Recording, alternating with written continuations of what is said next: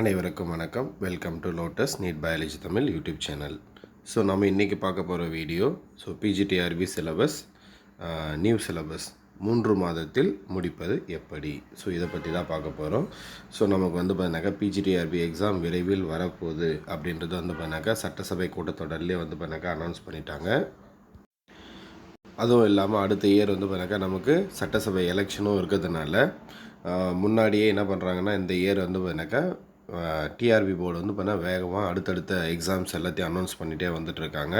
இப்போது பெரிய ரீசெண்டாக பார்த்தீங்கன்னாக்கா லா காலேஜ் நோட்டிஃபிகேஷன் வந்தது. அடுத்தது செட் எக்ஸாம் நடந்து முடிஞ்சிருச்சு, கீ ஆன்சரும் போட்டாங்க. அதுக்கு அடுத்தது அண்ணா யூனிவர்சிட்டியோடைய எக்ஸாம் டேட்டும் அனௌன்ஸ் பண்ணியிருக்காங்க. ஸோ விரைவில் பார்த்தீங்கன்னாக்கா செட் எக்ஸாமுக்கான ரிசல்ட்டும் வரும். ஸோ அடுத்தது காலேஜ் டிஆர்பி எதிர்பார்க்கலாம். ஸோ நெக்ஸ்ட்டு பார்த்தீங்கன்னாக்கா டெட் எக்ஸாம், அடுத்தது பிஜிடிஆர்பி வரலாம். ஸோ அப்போ நம்ம விரைவில் வரப்போகுது அப்படின்னு சொல்லிட்டு சொல்கிறோம். ஆனால் நமக்கு பார்த்தீங்கன்னா தெரியும், குறைஞ்சது பார்த்தீங்கன்னாக்கா நமக்கு ஒரு நோட்டிஃபிகேஷன் வந்ததுக்கு அப்புறமா ஒரு 50 நாள் இல்லை 60 நாள் டைம் கொடுத்தா பெரிய விஷயம். அதுவும் இல்லாமல் லாஸ்ட்டாக பார்த்தீங்கன்னாக்கா ஒரு 3 இயர்ஸாக பார்த்தீங்கன்னாக்கா நமக்கு பிஜிடிஆர்பி நோட்டிஃபிகேஷனே சுத்தமாக இல்லை. நம்ம எல்லாருமே என்ன பண்ணோம், பிஜிடிஆர்பி நோட்டிஃபிகேஷன் எப்போ வரும், பிஜிடிஆர்பி நோட்டிஃபிகேஷன் எப்போ வரும்னு சொல்லிட்டு எதிர்பார்த்து காத்துட்ருந்தோம். ஸோ இப்போ வரப்போகுதுன்னு முடிவாயிடுச்சு. ஆனாலும் நம்ம இன்னும் முடிக்காமல் சிலபஸை படிக்காமல் இருக்கும். நிறைய பேர் பார்த்தீங்கன்னாக்கா ஸ்டார்ட் பண்ணியிருப்பீங்க படிக்கிறதுக்கு. ஒரு சிலர் பார்த்தீங்கன்னாக்கா ரொம்ப ஸ்லோவாக போகும். ஸோ என்கிட்ட ஒரு சிலர் படிக்கவே முடியல அப்படின்னுவாங்க. ஸோ அவங்களுக்காக தான் பார்த்தீங்கன்னாக்கா இந்த 3 மந்த்துக்குள்ளே நம்ம எப்படி பார்த்தீங்கன்னாக்கா நம்முடைய பிஜிடிஆர்பி நியூ சிலபஸை படித்து முடிக்க முடியும் அப்படின்றது தான் பார்த்தீங்கன்னா பார்க்க போகிறோம். அப்போ நியூ சிலபஸை 3 மந்த்துக்குள்ளே படிக்கணும் அப்படின்னா ஃபஸ்ட்டு விஷயம் நமக்கான மெட்டீரியல் இருக்கணும். ஃபஸ்ட்டு நமக்கு பார்த்தீங்கன்னாக்கா மெட்டீரியல் இருக்கணும். ஸோ அப்போ அந்த மெட்டீரியலை நம்ம என்ன பண்ணணும் அப்படின்னா இதுக்குள்ளே வாங்கி வச்சுருக்கணும். சரிங்களா? ஏன்னா நியூ சிலபஸ்ன்னு சொல்லிவிட்டோம். ஓல்டு சிலபஸ்னால யாருக்கிட்டையாவது மெட்டீரியல் இருக்கும், வாங்கி படிச்சுக்கலாம். ஆனால் பார்த்தீங்கன்னா இப்போ நியூ சிலபஸ்ன்னும் போது இதுக்குள்ளே மெட்டீரியல்ஸ் கலெக்ட் பண்ணியிருக்கணும். அப்படி இல்லைன்னா மொத்த யூனிட்டுக்கும் மெட்டீரியல்ஸ் கலெக்ட் பண்ணுற வரைக்கும் வெயிட் பண்ணாதீங்க. என்ன மெட்டீரியல்ஸ் இருக்கோ அதை வச்சு படிக்க ஸ்டார்ட் பண்ணுங்கள். ஸோ இன்றைக்கி பார்த்தீங்கன்னாக்கா நான் போடுற டேட் மார்ச் 24. அப்போ மார்ச் 24லேருந்து நம்ம பார்த்தீங்கன்னாக்கா ஒரு 100 டேஸுக்குள்ளே பார்த்தீங்கன்னாக்கா இந்த சிலபஸை முடிக்க போகிறோம். ஸோ எப்படி முடிக்கிறது, ஸோ அதை பற்றி தான் பார்க்க போகிறோம். ஸோ ஃபஸ்ட்டு மெட்டீரியல்னு சொல்லிட்டேன். செகண்டு உங்களுடைய சிலபஸ், நியூ சிலபஸை நீங்கள் எடுத்து வச்சுக்கோங்க. சரிங்களா? நமக்கு பார்த்தீங்கன்னாக்கா மேஜர் 110 மார்க் இருக்குது. ப்ளஸ் பார்த்தீங்கன்னாக்கா எஜுகேஷன் பார்த்தீங்கன்னாக்கா ஒரு 30 மார்க் இருக்குது. ஜிகே பார்த்தீங்கன்னாக்கா ஒரு 10 மார்க் இருக்குது. இது வரைக்கும் 150.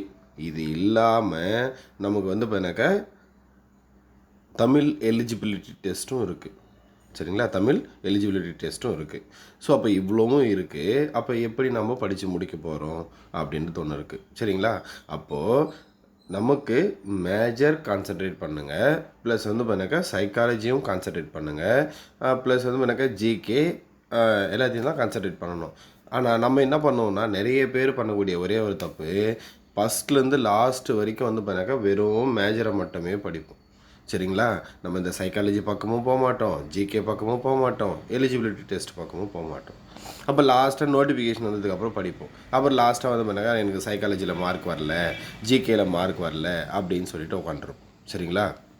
அப்போது நமக்கு சைமன்டேனியஸாக பார்த்தீங்கன்னாக்கா எல்லாத்தையுமே நம்ம படிக்கிறதுக்கு டைம் அலாட் பண்ணணும். ஏன்னா நம்ம என்ன தான் மேஜரில் பார்த்தீங்கன்னாக்கா ரொம்ப ஸ்மார்ட் ஒர்க் ஹார்ட் ஒர்க் பண்ணி படித்தாலையும் எல்லா மெட்டீரியல்ஸும் எங்கிட்ட இருக்குது சார்னாலையும் நம்முடைய மார்க் பார்த்தீங்கன்னாக்கா 80 to 100 இதுக்குள்ளே தான் நம்மளுடைய சைக்காலஜி மார்க் வரும்.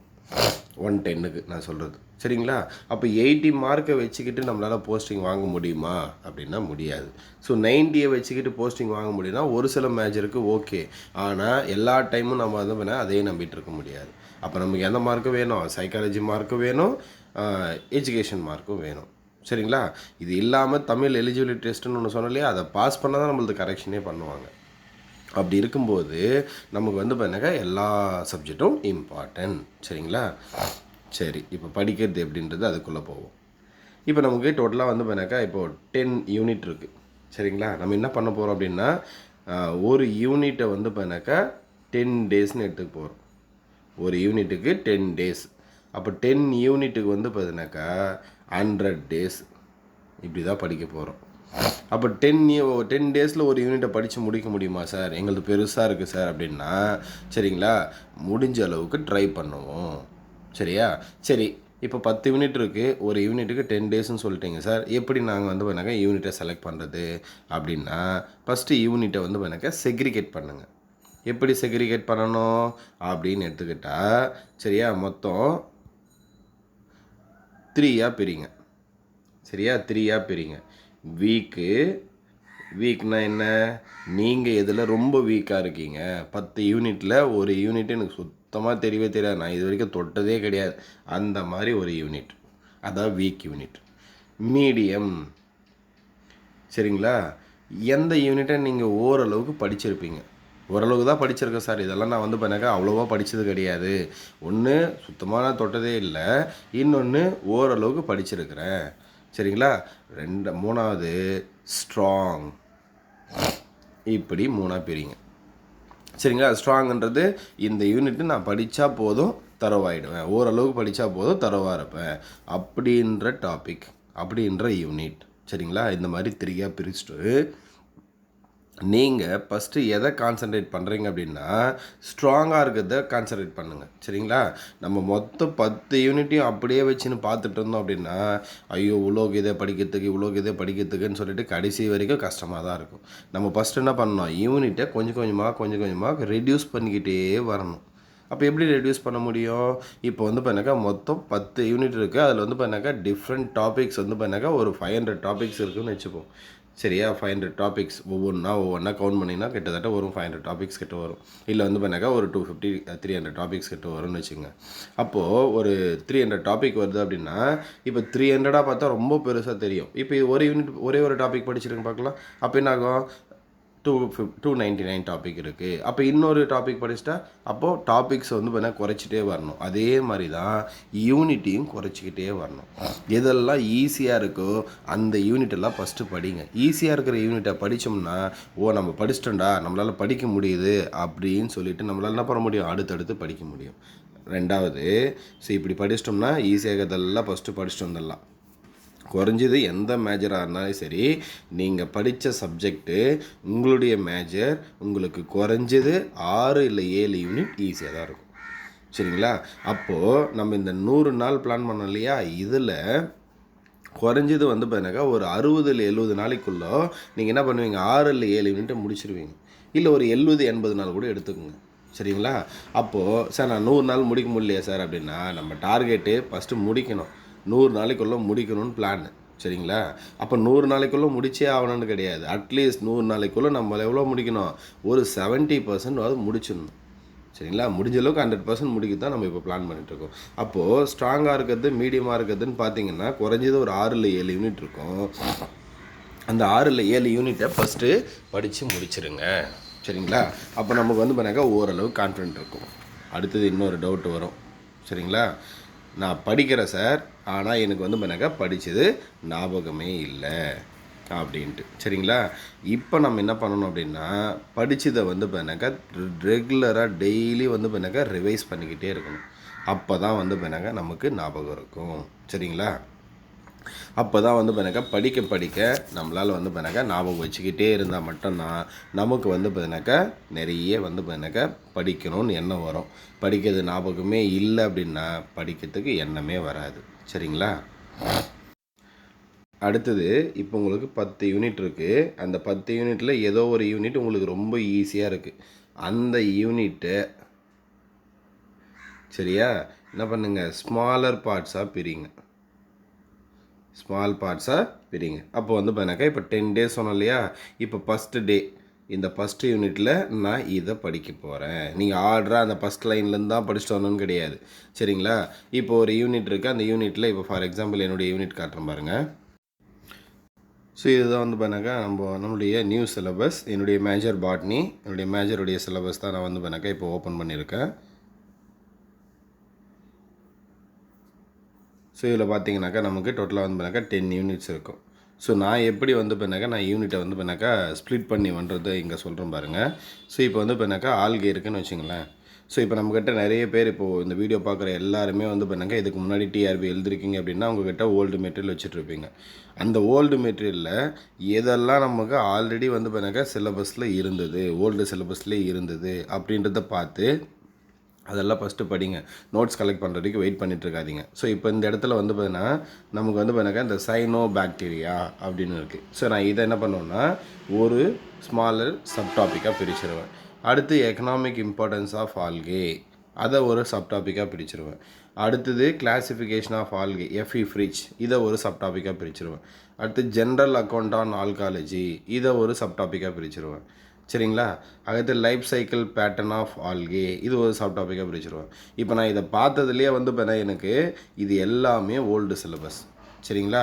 அதே மாதிரி vegetative and asexual and sexual reproduction, இதுவும் எங்கிட்ட வந்து பண்ணாக்க old syllabus. Range of thallus organisation in algae, இதுவும் old syllabus. Algae of diverse habitat, இதுவும் ஓல்டு சிலபஸ். அப்போது இவ்வளோ இருக்குது ஓல்டு சிலபஸ்லேயே. அப்போ நம்மக்கிட்ட ஓல்டு மெட்டீரியலே இவ்வளோ இருக்குது. நான் என்ன பண்ணேன், இப்போ இது எல்லாத்தையும் வந்து பண்ணாக்கா சின்ன சின்ன ஸ்மாலர் சப் யூனிட்டாக ஸ்மாலர் சப் டாப்பிக்காக பிரிச்சுட்டேன். அப்போ இதை 10 டேஸுக்குள்ளே இதை நான் மொத்தம் எத்தனை ஸ்மாலர் சப் டாப்பிக்காக பிரிக்கிறேனோ அதை வந்து பார்த்தா நம்ம டிவைட் பண்ணணும். ஒரு நாளைக்கு எத்தனை படிக்கணும் அப்படின்றத பிரிச்சுக்கிட்டோம் அப்படின்னா நம்மளால் ஈஸியாக என்ன பண்ண முடியும்னாக்கா படித்து முடிக்க முடியும். இது மொத்தமாக பார்த்தீங்கன்னா பார்த்த உடனே ஐயோ என்கிட்ட நோட்ஸே இல்லையே. இப்போ contribution of Indian phycologist M O Parthasarathy, V Desikachary, V Krishnamurthy, V S Sundaralingam, இவங்களை பற்றி நல்லா என்கிட்ட நோட்ஸே கிடையாது. சரிங்களா? அப்போ நான் அதவே உட்காந்து பார்த்துட்றதுக்கு பதிலாக எங்கிட்ட இருக்கிறத படிச்சிட்டேன்னா அட்லீஸ்ட் இதுலேருந்து பார்த்தீங்கன்னாக்கா ஒரு 2 கொஷின் வரலாம். அப்போ இதை மட்டுமே பார்த்துட்டு இருந்தேன்னா எனக்கு வந்து பண்ணாக்கா இந்த வர 2 மார்க்கும் வராமல் போயிடும். சரிங்களா? அதனால் இந்த மாதிரி உங்களுடைய நோட்ஸை சப் யூனிட்டாக பிரிங்க. இப்போ என்னுடைய இது பாருங்கள், ஃபஸ்ட் யூனிட்டில் ஆல்கேன்னு ஒன்று இருக்குது, ஃபங்கைன்னு ஒன்று இருக்குது, லைக்கன்னு ஒன்று இருக்குது, பிரியோஃபைட்னு ஒன்று இருக்குது. அப்போ இந்த 4 டாப்பிக்கையும் சேர்த்து நம்ம என்ன பண்ணோம், 10 நாளைக்குள்ளே முடிக்கணும். அப்போது எவ்வளோ நேரம் படிக்கணும்னு ஒன்று இருக்குது.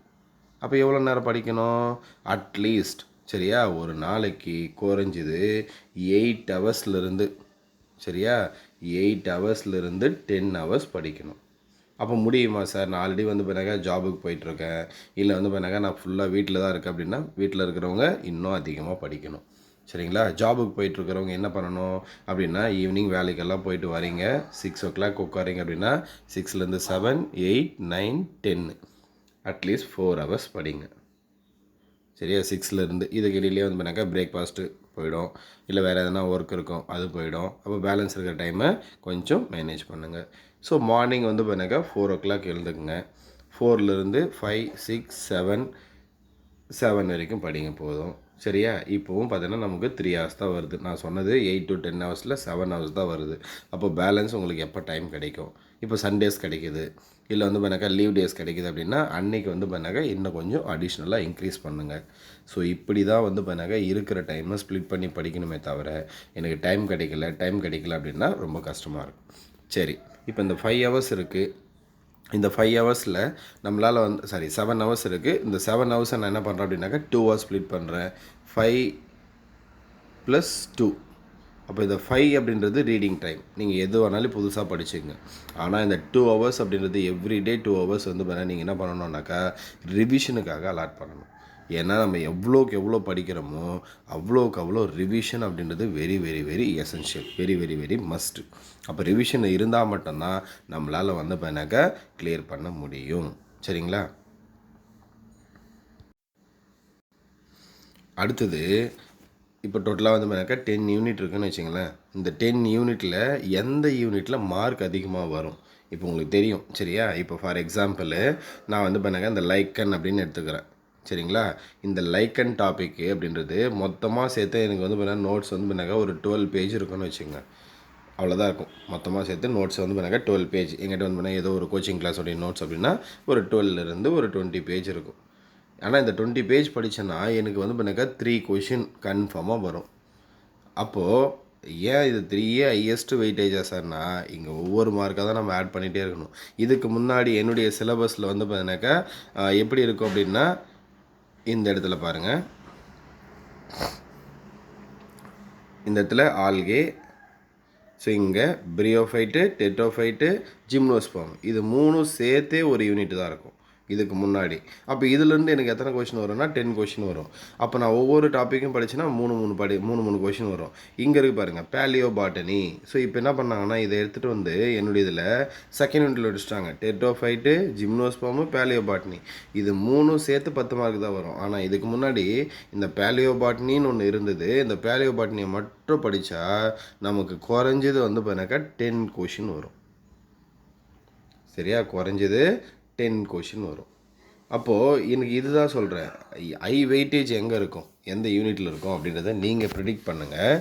அந்த யூனிட்டை ஃபஸ்ட்டு படிங்க. சரிங்களா, நான் சொல்லிட்டேன் யூனிட்டை வந்து பண்ணாக்கா உங்களுக்கு ஏற்ற மாதிரி பிரிச்சுக்குங்க. இதில் கூட நிறைய பேர் என்ன சொல்கிறீங்கன்னா, சார் எங்களுக்கு ஷெடியூல் போட்டு கொடுங்கன்றீங்க. சரிங்களா, ஸோ ஷெடியூல் போடுறது அப்படின்றது சிலபஸை டவுன்லோட் பண்ணி வச்சுக்கிட்டு நான் வந்து பண்ணாக்கா டேட்டை போட்டுருவேன் சிஸ்டமில்.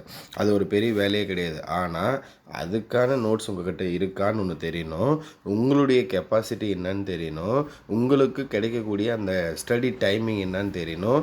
இது எல்லாம் தெரிஞ்சால் மட்டும்தான் நம்ம போடுற ஷெடியூல் வந்து பண்ணாக்கா பிளான் பண்ண முடியும். அதர்வைஸ் வந்து பண்ணாக்கா நம்ம போடுற ஷெடியூலை கண்டிப்பாக ஃபாலோ பண்ண முடியாது. அதனால் மேஜரை பொறுத்த வரைக்கும் உங்களுக்கு ஏற்ற ஷெடியூல் நீங்களே போட்டுக்குங்க. சரிங்களா, உங்களுக்கு ஏற்ற மாதிரி என்னால் வந்து பண்ணால் இன்றைக்கி ஒரு நாள் இருக்குது, இந்த ஒரு நாளில் என்னால் வந்து பண்ணாக்கா 7 hours 8 hours இந்தந்த டாப்பிக்கை படிக்க முடியும், இத்தனை டாப்பிக்கை படிக்க முடியும். யூனிட்டாக படிக்காதீங்க. யூனிட்டாக பார்த்தீங்கன்னா ரொம்ப கஷ்டமாக இருக்கும்.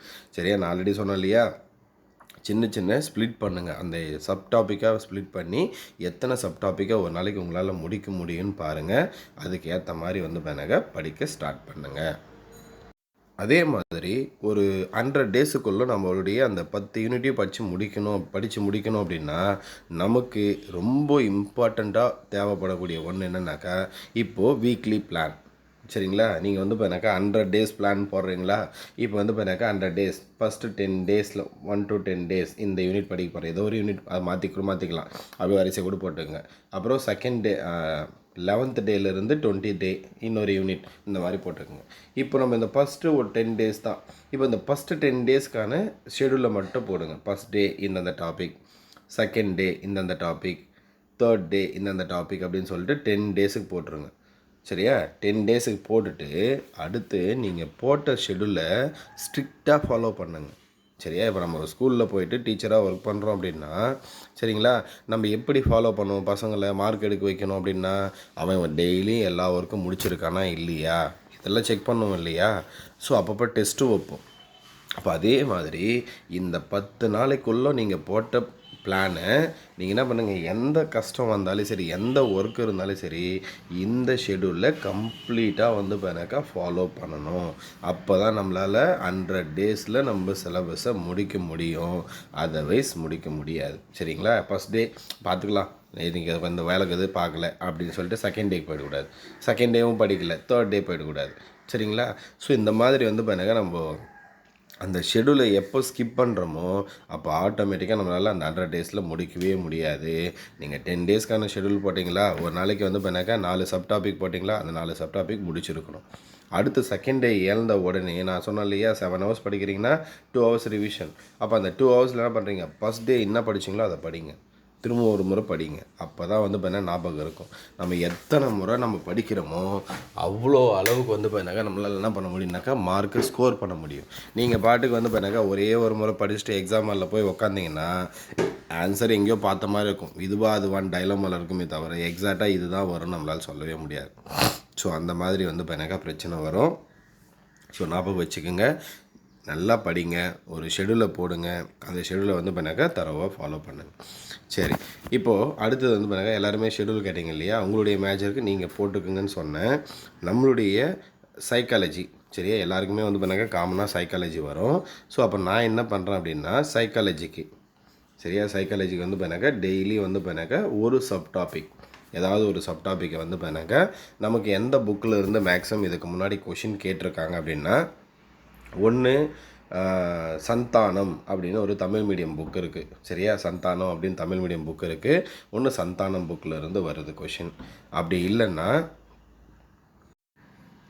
அப்போது ஒன்று சந்தானம் புக்கிலேருந்து வருது, இல்லை வந்து பார்த்தினாக்கா எஸ்கே வங்கால் புக்கிலேருந்து வருது. அது இல்லாமல் வந்து பார்த்தினாக்கா நம்ம பிஎட் படிக்கும்போது நாகராஜநாதர் புக்குன்னு வந்து படிச்சிருப்போம், இல்லை ஒரு சிலர் மீனாட்சி சுந்தரம்னு ஒரு புக்கு படிச்சிருப்பீங்க. ஸோ இந்த மாதிரி வந்து பார்த்தினாக்கா வெரைட்டி ஆஃப் சைக்காலஜி புக்கு இருக்குது. இருந்தாலும் நமக்கு ஸ்டாண்டர்டாக வர்றது அப்படின்னு எடுத்துக்கிட்டாக்கா நமக்கு 2 ஆத்தர் தான். நாகராஜன்லேருந்தும் ஒரு சில கொஷின்ஸ் வரும், ஆனால் ஒரு சில கொஷின்ஸ் தான் வருது. இப்போ நம்மளால் கொஷினே அட்டன் பண்ண முடியாமல் போகிறதுக்கான ரீசன் நமக்கு எல்லாமே எஸ்கே மங்கல்லேருந்தோ சந்தானம் புக்கிலேருந்தோ தான் வருது. ஆனால் எந்த டாப்பிக்கில் இருந்தாலே வருது. ஸோ அப்போ நான் என்ன பண்ணுறேன் அப்படின்னா, இதுக்கப்புறம் வந்து பார்த்தினாக்கா நம்முடைய சைக்காலஜி சிலபஸை வச்சுக்கிட்டு எவ்ரிடே என்னால் முடிஞ்ச அளவுக்கு வந்து பார்த்தினாக்கா எனக்கு டைம் கிடைக்குன்னா இதுக்கப்புறம் ரெகுலராக ஃபாலோ பண்ணுறேன். டெய்லி ஒரு டாபிக் வந்து பார்த்தினாக்கா நான் என்ன பண்ணுறேன் அப்படின்னாக்கா டீட்டெயில்டாக வந்து பார்த்தினாக்கா எக்ஸ்பிளைன் பண்ணுறேன். ஒரு எவ்வளோ நேரம் வீடியோஸ் வருதோ அது பார்த்துக்குங்க. டீட்டெயில்டாக ஒரு டாப்பிக்கை எக்ஸ்பிளைன் பண்ணிடுறேன். ஸோ இதே மாதிரி வந்து பார்த்தினாக்கா வீக்கில் இது வந்து பார்த்தினாக்கா ஃபஸ்ட்டு வீக் அப்படின்னு எடுத்துக்கிட்டாக்கா video 1, video 2, video 3, video 4, video 5, video 6 இந்த மாதிரி வந்து பார்த்தினாக்கா 6 டேஸுக்கு வீடியோஸ் போட்டுருவேன். அடுத்தது 7th டே இந்த என்னைக்கு வருதோ அந்த டே வந்து பார்த்தா நம்ம என்ன பண்ணலான்னா இந்த 6 டேஸ்லேருந்து ஒரு டெஸ்ட்டு, சரிங்களா? இதை ஃபாலோ பண்ணுவோம். ஸோ இந்த வீடியோ யாரெல்லாம் வந்து பண்ணாங்க கடைசி வரைக்கும் பார்க்குறீங்களோ இந்த பிளான் கரெக்டாக இருக்குமான்னு பாருங்கள். இது கரெக்டாக இருந்தால் ஓகே சொல்லுங்கள். ஸோ நான் வந்து பண்ணாக்கா இந்த வீடியோஸை நான் உங்களுக்கு ரெகுலராக போஸ்ட் பண்ணுறேன், சரிங்களா? இதுக்கப்புறம் ஸோ இன்னிலிருந்தோ இல்லை நாளிலிருந்தோ கூட உங்களுக்கு வந்து பண்ணாக்கா அந்த சைக்காலஜி வீடியோஸ் ரெகுலராக வரும். ஸோ 100 டேஸ் படிக்கிறதுக்கு நான் என்னென்ன ஈஸியான டிப்ஸ் எல்லாம் சொன்னணும் அதெல்லாம் ஃபாலோ பண்ணுங்கள். கண்டிப்பாக யூஸ்ஃபுல்லாக இருக்கும், சிலபஸை முடிக்கலாம். ஸோ நன்றி, வணக்கம்.